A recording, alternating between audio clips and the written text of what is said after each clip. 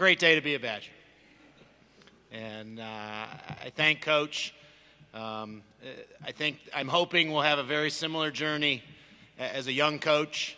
Came in 1990 to build a program, and I think the phrase "sleeping giant" was used. And it is my honor to be here and to be able to lead the women's basketball program. You know, I want to thank Chancellor Blank, Coach Alvarez, Terry Golick, Bruce Vandevelde, for all their support and their faith as we've gone through this process. And I think a big part of this is being able to take what has already happened here at Wisconsin in the athletic department and take the women's basketball program to great heights. And as I was able to meet with the team last night, I think the common word was excitement, and I'm excited the ones who aren't in class right now are here to see us today. But as Coach mentioned, a big part of this is where can we take the women's basketball program. And I don't have to go very far down the hall to see where women's ice hockey has gone, where Coach Sheff has taken the women's volleyball team. It's there. And I can tell you that a big part of what we are going to do here is reflective of the people of Wisconsin. Our team is going to be a team with an unmatched work ethic. I've got a blue dress shirt on today because of that blue-collar mentality. We're going to be an unselfish group, and most importantly, we're going to be a group that mirrors the community and the people of the state of Wisconsin. From a recruiting standpoint, there's no question. I want the best players in the state of Wisconsin to come here to Madison to have that experience. I've had the opportunity in less than 24 hours to already do 2 home visits and be able to share that vision that I have with some of the best in-state talent. Coach always talks about building a wall around the state of Wisconsin. The only issue I have with that, Coach, is sometimes people can climb over top of the wall. So we're going to build a dome so that they can't get out. And they've got to be able to stay here and see what we're able to do. I think a big part of recruiting is building relationships. And a challenge I have to the high school coaches and the AAU coaches in the state of Wisconsin is everything's open for you here. Any workout, any practice, any games, I want you to feel comfortable coming here because I'm going to be doing the same anywhere it takes me in the state of Wisconsin to build that relationship so you can see the experience and the success we're going to have here at Wisconsin. And my background, as Coach mentioned, I've had an unbelievable opportunity to work with highly motivated, high academic goal-setting student athletes at both Notre Dame and at George Washington over the past 13 years. And I think a big part of that understanding is I want to be somebody who can allow young women to grow over their 4 years and have that impact in their lives so that they step out after telling me for 4 years what they want to do. And these are the similar things I shared with the team last night, to the point that as we kind of all stood up last night, I kind of want to walk with the team right here in the practice court and get started. We'll have plenty of time for that. But a big part of what we're going to do here at Wisconsin is continue to get better every single day. And no championship has ever been earned more by just the hard work that you put in every day. As I told the team, there's 2 things that happen at the end of the day. You've gotten better or you've gone in the other direction. And I think having that mindset, it was similar at Notre Dame. It absolutely is what we live by at George Washington. And I think a big part of that is understanding sometimes you take a step backwards. But I think sometimes when you take that step, life is about how you deal with adversity. And again, I think a big part last night meeting with the team is all of a sudden I became tangible. Okay, there was somebody now as that was going to take over the program. And I will tell you, when you come to our games, I haven't sat down in 4 years as a head coach. So it doesn't matter, home, road, no matter what they tell me to do, I'm not going to sit down. Because I'm not going to take any second in the 40 minutes that we're allowed to play to stop trying to teach our young women, not just the game of basketball, but hopefully those experiences that are going to carry on in their academic setting and whatever they do in life.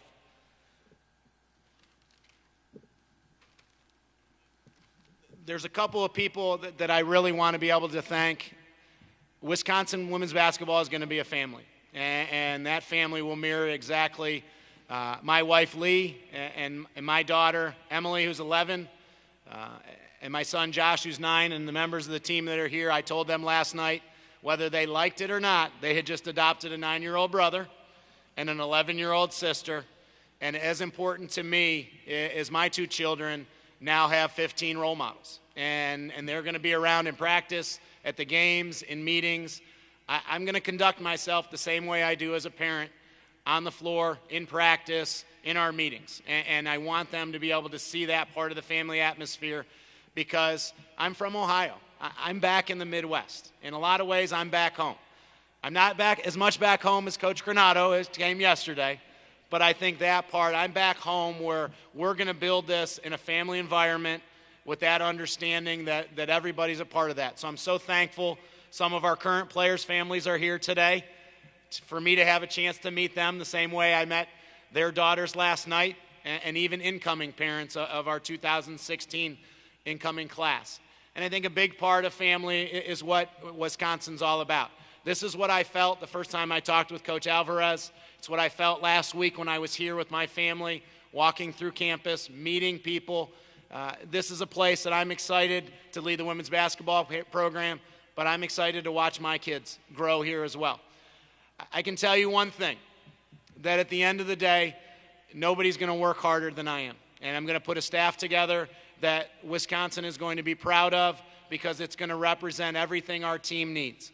And at the end of the day, I think Coach Alvarez, to steal another thing that he did, I think the comment was, you better get your tickets now.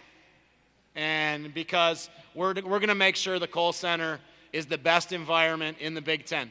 And I think that part of, understand it's a process, and we're not expecting to do that overnight. But I said this 4 years ago. I am not patient when it comes to winning. I am committed to excellence, and I'm going to do everything in my power and have the young women that are going to help be part of this Wisconsin women's basketball family do that, because it's so important that we represent the state of Wisconsin in everything we do. With that being said, I believe the phrase is on Wisconsin. Thank you very much.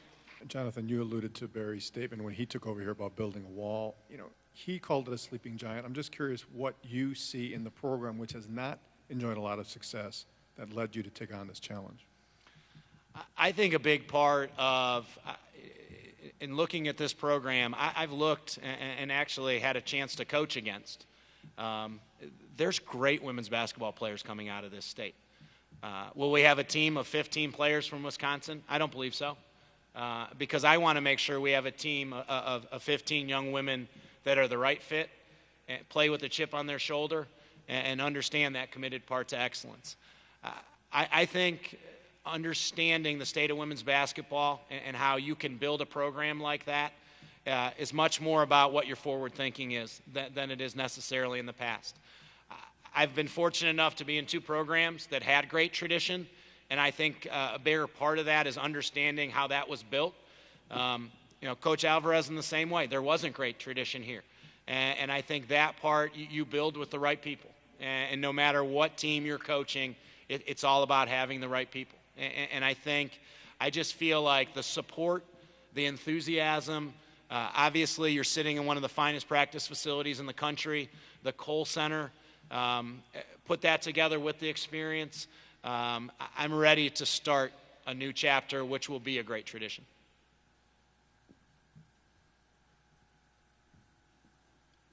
What did the 4 years as a head coach teach you that you didn't know before you sat in that, or didn't sit in that chair, but stood next to that chair? Everybody said it's hot. Maybe that's why I didn't sit in that chair in 4 years.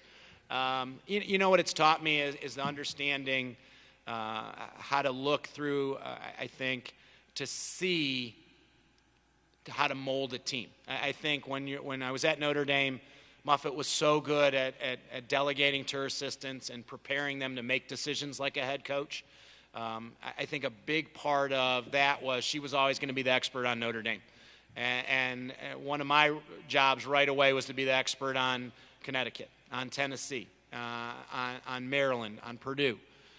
And I think that was an adjustment for me, was to make sure I was the expert on George Washington. I think making sure that you have people around you who will challenge you. I think a lot of coaches make a mistake of hiring people that are really close to them. I want to hire people that are going to challenge me. Like I told our team last night, that's a big part. If I'm going to ask them to grow and get out of their comfort zone, I've got to be willing to do the same thing myself. And I've had a great mentor and continue to have a great mentor in Muffet that did that because she wanted people to tell her, hey, this is another way to do things. I think as a head coach, you now have to make that decision of what direction. All decisions end up coming back to you. And I think that part of whether you had influence or not, I think you break them down into 3 categories: on decisions that you trust your staff to make, decisions that have to have great dialogue, and then the decisions that you know you're going to make yourself.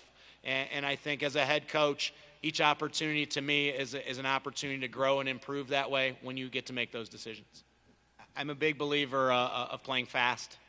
A couple of things that we look at and talk to, again, a lot of things I shared, your question I shared with our team last night, similar question with the team.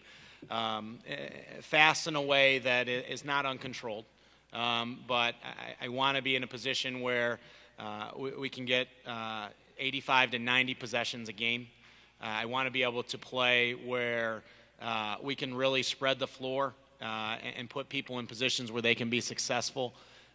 The last 2 years at George Washington, we led the nation in rebounding margin last year, and currently with a couple games left, that they sit 4th. But I think that's a part of it as well, is being able to dominate the glass. And rebounding to me is a very controllable action. And an understanding is you have great faith when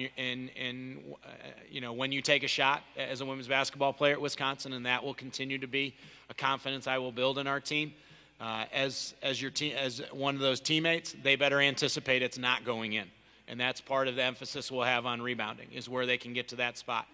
The same way to play fast offensively is defensively. I'd like to be aggressive. I have a man-to-man background. I think no matter what our base will be, it will start with man-to-man and understanding how to be a great individual defender, but how to rely on your teammates and trust. I think even if we have to change defenses, which we will, because I think women's basketball is growing in that aspect of the players are becoming better and better.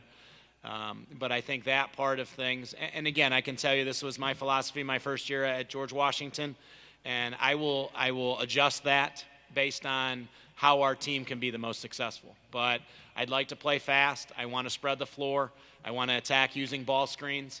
But the most important thing, and I think the most successful coaches that you see in both men's and women's basketball, is they adjust to their personnel. And I think that part will be, no matter how we play, we will be unselfish. And I'm proud to say in the last 2 years at George Washington, we're in top 30 in the country in assists. And it is something that we value highly. And assists aren't just on the offensive end. You can get assists on the defensive end, taking charges, getting deflections, sliding over and stopping dribble penetration. I think a lot of the same things that Coach Gard and his staff emphasize. I'm so thankful that I get a chance to work next to somebody that I think is an unbelievable basketball mind, as well as a great family man. And I think I'm excited to learn from him and watching his Badgers teams play as we go through this together. Jonathan, do you see some steps toward putting more people back in the seats here? Do you envision what that process is going to look like, and what are your thoughts on that?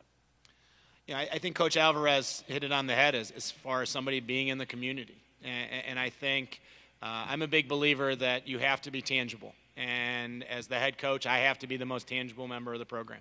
And that's going in the community.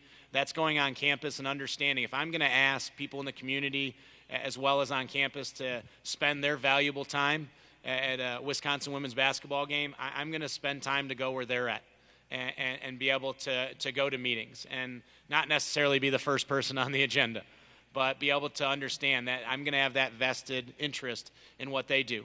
I think it's the same thing with the players, to be able to take players into the community, to be able to meet especially younger fans that they'll have a chance to look up to. I think that's so important that as a father, to be able to sit in the stands and have a daughter who's going to say, I want to be like a women's basketball player at Wisconsin. I think that part of things, when they've met our players and have that interaction, and a high five goes a long way, or an autograph to be able to then watch them. I just think that part of, they're going to serve as role models.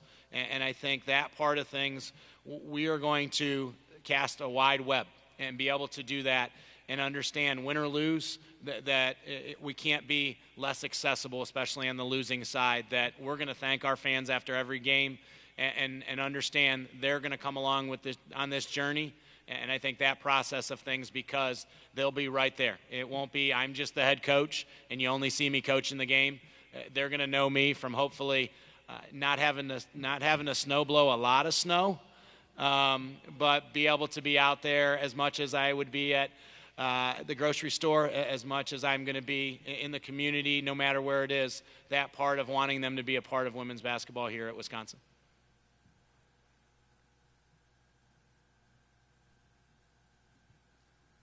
You mentioned wanting a staff that will challenge you. Do you have a timetable on putting that staff together, and beyond that, what you're looking for in those people? Sure. I think there are two parts to that. One, when you're creating a staff, I think great leaders understand their strengths and weaknesses. And as you can see, I'm pretty introverted. I don't like to talk and things like that. Is understanding the needs of the players. And I think you have to have different personalities. I think you have to have a diverse staff. The two things I know I'll never be as a women's basketball coach is, one, a former women's basketball player. And so it's really important in the staff that I have not necessarily just one, but multiple people that fill that role and understand how to show our student athletes the exact shoes that they are going to go through. I think a second part of that is understanding personality types to have that mixture, because you're going to have a team of different personalities. I think as far as that goes, I have some certain people in mind that I know come from great basketball backgrounds, and is putting to make sure those pieces all fit together. A big timetable for me will be make sure that we have that staff together for as we go out in the recruiting process in mid-April. But I'm not going to rush to fill a staff just to get it filled. I think part of me understanding the team is really important in that. But I think a part of putting this staff all together is, how can that fill the needs of this program? Recruiting is our bloodline. There's no question.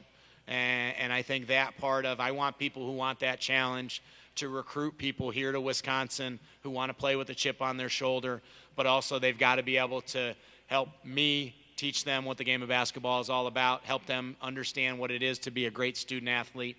And I think as important, the most important part that encompasses everything is how they're going to make our student athletes grow. The second thing that I know I will never be is a mother. And I was fortunate that we had that part, and every staff I've been on is that part. Obviously at Notre Dame, at George Washington, is to have that maternal instinct. Because again, that's another part of being a family, is understanding that's something that I can be the dad. I'm not going to try to be the mom. I want to have somebody on our staff who can help our players with that.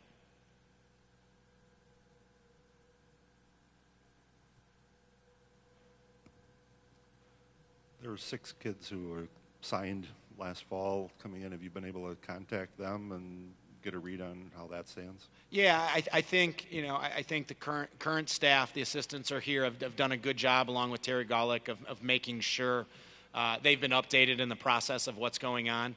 I think in today's day and age with social media, not one of them was surprised when I got a hold of them last night that I was the head coach, and there are some connections with them. That at George Washington, I actually had recruited one of them. So I think there's a great excitement with all of them. I think an understanding to be able to sit down with them and their families in person and talk about what my vision is, and as important, why they picked Wisconsin.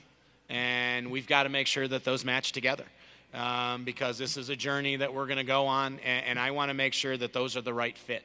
And obviously you're talking about a big class, but I think part of that is if there is somebody that does not want to lived up to those expectations I'm going to have for them, not just on the basketball floor, but in the classroom, as well as their responsibility as a student here at Wisconsin, then that's a discussion we'll have to continue. But I think that's the next step of the process. They've been informed that I'm the head coach. I thought that was important. That came from me over the phone.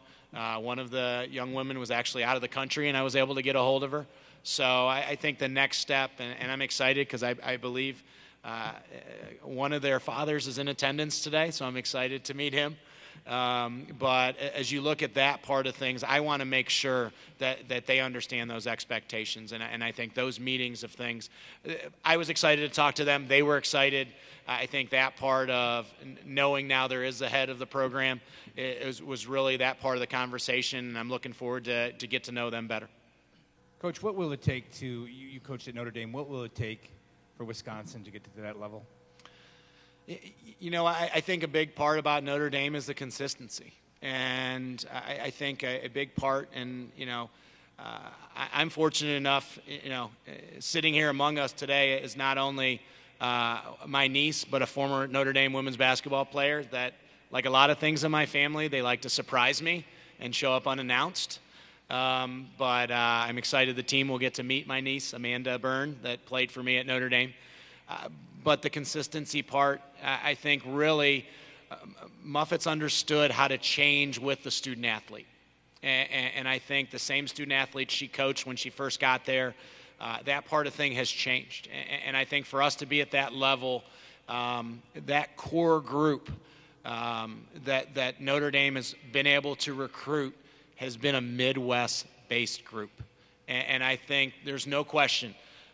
Me speaking to keep the best talent in Wisconsin home, there's a big part of that's part of my fabric. And it happened at Notre Dame. It happened the last 4 years at George Washington. If you look and see the all-conference and all-American level players we've had to have, we're from right there in the district in Virginia and Maryland. Notre Dame has done a great job of understanding of thinking locally and acting nationally. And I think that part, how we're going to build that, is the understanding of that opportunity. And then I think that part of the consistency is it raises your expectation level. Where do we want to be at? And I think our group right now is that understanding. We're going to do a lot of things like I learned from 9 years at Notre Dame. I'm not trying to reinvent the wheel. I've just got to make sure that we're doing it the Wisconsin way. And I think that part, as you start building it in the same way we were able to build it at George Washington, each class that comes in will know that expectation. And an expectation of, yeah, we expect to play in the postseason. And as I look and I see the postseason banners from the men's team, that should inspire our kids to be in this gym every single day, because that's the goal. And at George Washington, it was we got into the WNIT and we were able to advance and get to the round of 16. That set the goal up for being able to make sure that we would return to the NCAA tournament. You're the first male head coach after, I think, 6 or 7 women head coaches. So what are your thoughts about that?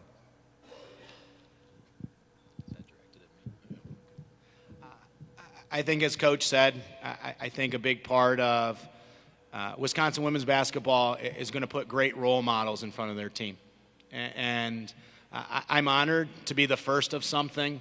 I think the more important thing is understanding the leadership and the guidance and the mentorship as a staff we're going to be able to have with the young women. I think you could talk to our current team right now, and you know, I think part of going through life is adjusting. I think they've had male head coaches. I think it's part of a diversity of a staff. And I can tell you that's something that Muffet firmly believed in at Notre Dame. She always had a male assistant, and it wasn't an issue of gender. It was an issue of making sure the players' needs were met the right way and how to motivate.